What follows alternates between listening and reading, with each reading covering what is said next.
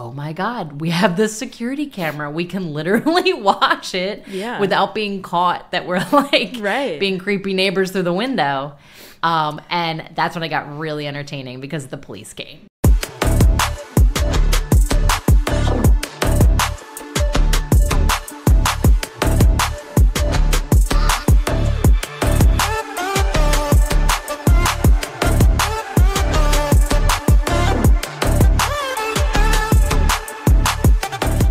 Welcome to the Big Dane Podcast. I'm your host, Dana Trimborn, and in this podcast, find the connection in the weird experiences that we all share. Listen to new episodes on Tuesdays wherever you get your podcasts. Hey friends, in this week's episode, I'm chatting with Kate Siegle from Chalfont.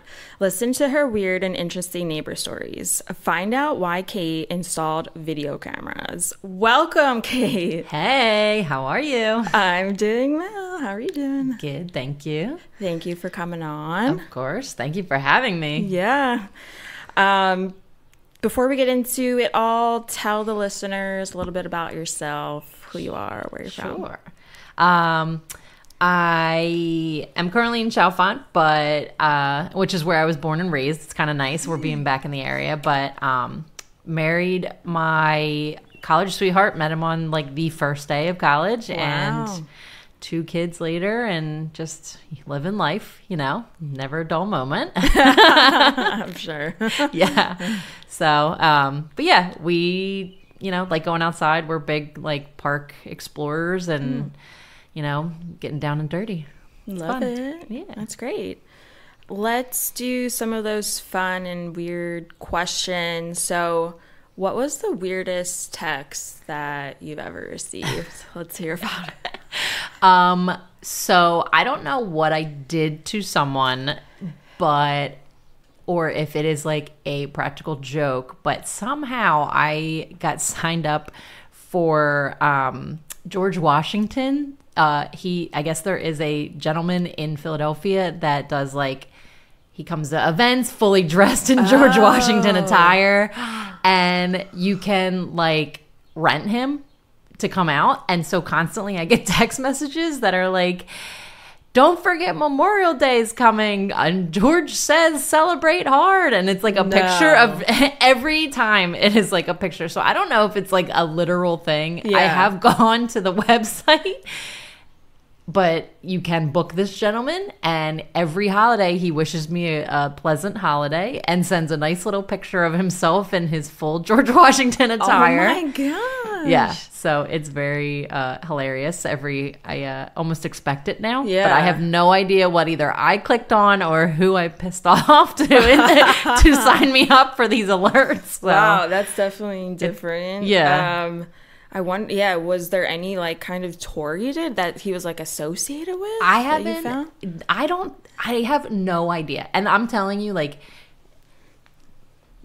pre-COVID, this has been going on. So it's quite some time. 4 years at least that I've been getting these text messages, and especially the summer holidays is when I seem to get them. But not that I know of. I think just one day I just was got put on a list. Yep. Did you ever try to unsubscribe? Yeah, but it's more entertaining. Yeah, so, I'm sure. Yeah, at least for this long now. Oh yeah, there was definitely a time where I was like, this is ridiculous. Who signed me up for it? But it's become more of a comical thing where especially my work the coworkers, I'll be like, George says hello everyone. And so it's become more of almost we're waiting for him to send something what's over. The next thing? Exactly. That's so funny. So I can't let him go yet. Yeah.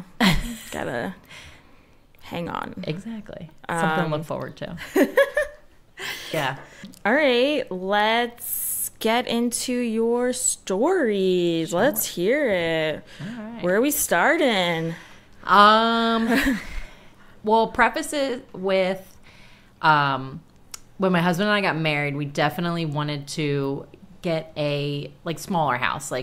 We were living in an apartment and we just wanted to buy property. So we bought this really cute townhouse. It was in a decent neighborhood, and it was just definitely something that was more of like an investment property. Okay. And when we moved in, it is what was like always funny to me was like you always hear that you have to take like the good and the bad, like the yin and the yang. And our one side was a couple that we became like very close with. They were like the sweetest people. Like they would offer to like help mow our yard if we needed it. Oh, wow. Like, I mean, they're like the cup of sugar type people, like where you walk next door and you're like, I just need an egg. Can you just give me an egg? And like, we just always had really good relationships. But the other side is like just dark and scary. Like so when we initially bought the house, it was empty. There was no one living there. There's like a whole backstory behind it. But long story short, it was just an older gentleman that couldn't maintain the house anymore. Okay. So when we moved in, it was just vacant. Yeah. And probably about a year after we moved in, we suddenly noticed there was someone living there. And we were like, oh, maybe we should introduce ourselves. It was kind of one of those things where you're like, you want to be kind and like, you know, it's a townhouse, so you're connected. So like you should probably be friendly to the people that you're connected to. You don't want them banging on the walls or something. I know. And the best way I can describe this woman is imagine the crazy cat lady from The Simpsons, like frizzy hair, deep smoker's voice. Yeah. Like, and just like talks gibberish, and that was our neighbor, but she was like maybe in her 40s. Like, okay. So we got like the early crazy cat lady, but no cats, like just smoked a pack a day, I'm sure, like if not more, and she was just ragged. Like, wow. Definitely rough around the edges, but we just killed him with kindness. Like, you know, how are you? Nice to meet you, that type of thing. And the one thing about the house that we were like hoping to be friendly with them, the backyard had like a shed, a pool that it was an above ground pool. Okay. There was a tree growing out of the center of it. Out of the pool? Out of the pool. Like, what? So mind you, it is you have like a quarter of an acre. It's not a very big yard. And so halfway down their yard was an above ground pool, like normal sized above ground pool with an oak tree just right in the middle. How does that even happen? Nobody had been taking care of it. Was there water in it? No. So like the tree somehow like busted through the liner. Like, I'm coming out. And now mind you, it's not like, I don't want to say that this is like a 50-year-old oak tree that like you can't even put your arms around. Like it was in its beginning stages, but like it like leaves, branches, like wow. The shed was like decaying from the outside. Like it was just like their backyard was just like wasn't taken care of. So was there a fence at all, or was it all kind of open and then like you guys know where the line is, so you Thankfully there's a fence. Okay. White picket fence. Got it. Okay. So like it was very apparent and went all the way around our property. So like thankfully like we very much so would never let our property kind of get like that, but you know, we would mow, and definitely something we learned from our other neighbor is like how to seed the grass and how to weed, and so it was like a really nice experience. And then you go to the other side, and so it got so bad, the grass, mind you, it's like at least a 3-foot picket fence. Yeah, the grass was above the fence. Like it got so bad that the township got called on them. Oh my gosh, because it was like you can't let your grass grow that tall if it's something like it's in the vicinity of like housing. Okay. And I'm telling you, like creatures could come out of the ground. Absolutely. And that was like we were like, okay. Like, and when we first moved into the neighborhood, there was a skunk problem, and they had caught them all, and I'm like, they're just gonna come back. They got an open hide field over there. Wow. I cannot. I don't even know. I don't think I've ever seen grass wild. that high. It was wild. Now, I've seen like neighbors' grass like be pretty high. Like I remember growing up, like people wouldn't cut their lawn that often. But now, like, I mean, compared to what you're saying here, I'm telling you, like, yeah, it's a real issue. When she got warned from the township, it was to the point that, like, she had to get 2 different mowers. She broke the one, and it was a push mower. It wasn't like a big thing. And it took easily over 4 hours to mow something that's like this size. You can do that. Like, yeah. It was like, crazy. Can you imagine, like, going into, I don't know, like a Lowe's and asking, like, yeah, so my lawn is 3 feet high. Yeah, over 3 feet high.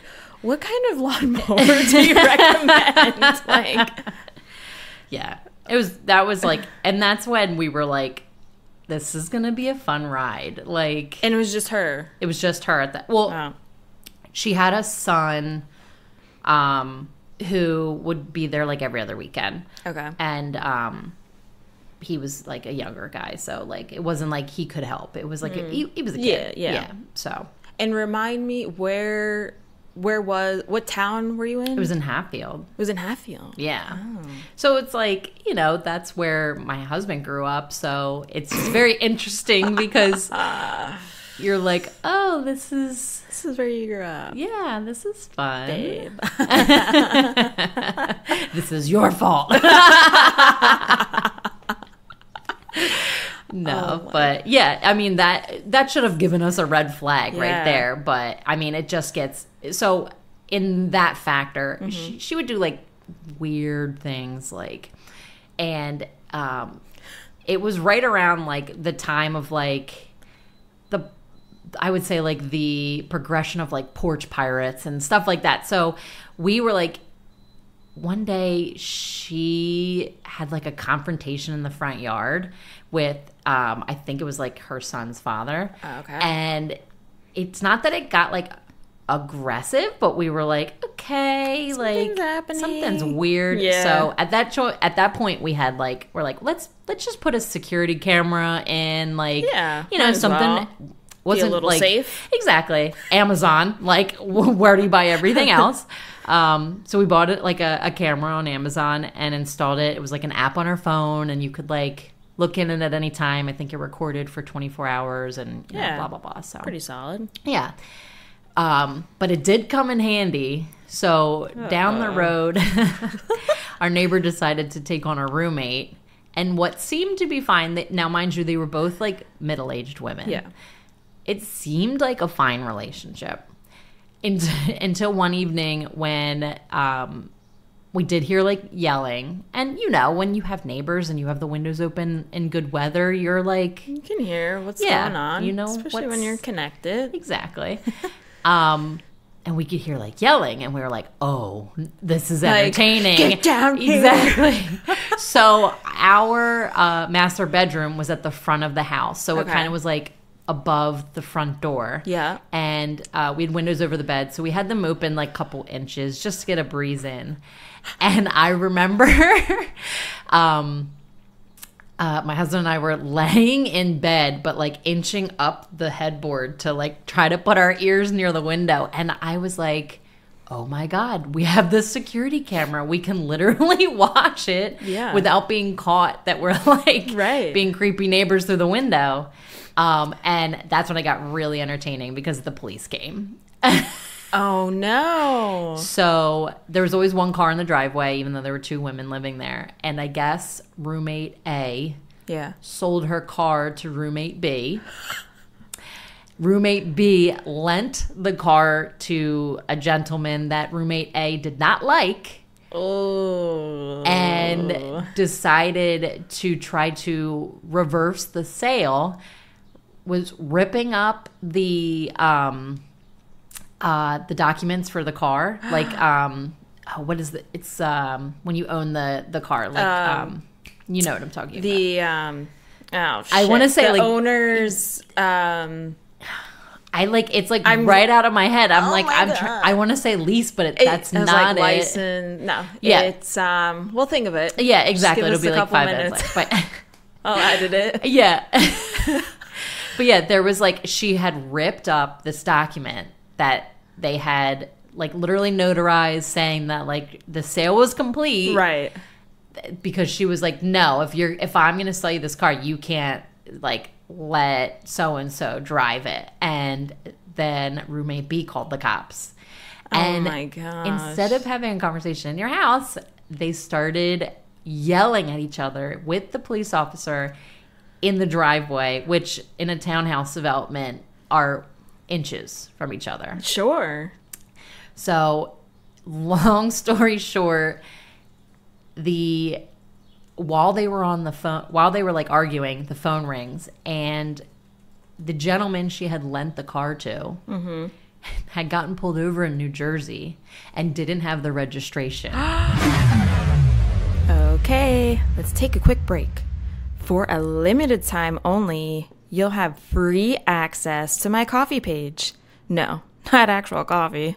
This is a place for all exclusive content that won't be on my Instagram or Facebook accounts. Check out sneak peeks, behind the scenes, extra audio clips, and much more. Just have a tap on my Linktree, look out for that coffee cup icon, and boom, you'll be on your way. And so they had this guy, like, from my understanding, basically they were going to put him in the back of the cop car because he didn't have registration for the vehicle. Oh, because it was in the documents that she had ripped up. Oh, it's the title. Yes. I had to look it up. Oh. Yeah. Yeah. So she ripped up the title and the registration. And so this guy that she lent the car to was getting arrested.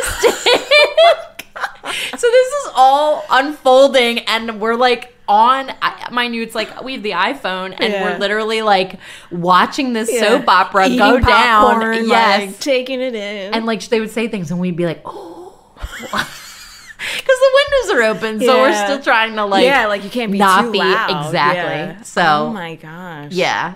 So I mean That's that wild. Yeah. Just a series of events. Oh like my gosh, that. and there's so many things. Like there was a time that it snowed really bad, and everyone in the neighborhood was kind of contributing, and like everyone was working together to do the sidewalks. It was one of those snows that like it would snow, and 2 hours later you'd have to shovel again, and everyone in the neighborhood was working together. They refused to come. This woman refused to come out to shovel, and to make a point, while the entire neighborhood was out shoveling, she got in her little Jetta. And mind you, it's at least 6 inches of snow. She starts reversing the car and moving it forward. So it's like up and back, trying to like plow herself out of the driveway. Like, what do you think is this your version of shoveling? I think that's what she thought she was doing. And then she got back out and went into her house. Like didn't even get out of the driveway. So we were like, okay. Was at that point, now I don't know if this was before or after the incident, was the roommate still there? Yeah, this was the snow incident was like after the police so incident. The roommate was there were 2 women just like they were like and like if they had popped their anything. head out and said like do you mind helping shovel or anything? No, just be a decent human being. Oh yeah, they didn't have trash service for the longest time. Mind you, this is the same people. Is that even allowed? Like legally? Legally, I think in the boroughs. That's where it's restricted, but like you don't have to. So she was like, I would, not that I'm like OCD, but like I know what my trash bags are. You know, if they're like black or white or anything like that. And, you know, at this point we had at least one of our children, so we produce a lot of trash. I would go to like put the trash bag into our trash, and our trash would be full. And it's like a big 96 gallon. Yeah. No, they were like putting their trash in our trash can. And there was at one point I couldn't even get our trash in, and I got so angry that I just like I didn't open the bag. I just took their bags out and put them right by their front door, and I was like, "This is ridiculous!" Like, and then she started going and putting them in across the street. So like it was like she was refusing to get trash service. Like all I could think of is your video cam. Did that get picked up? Oh, absolutely. And so that's why like, and again, another confrontation. Like, here it is. Here she's going across the street. Well, you know, you can't like throw away microwaves. She decided to put a microwave in the neighbor across the street's trash can.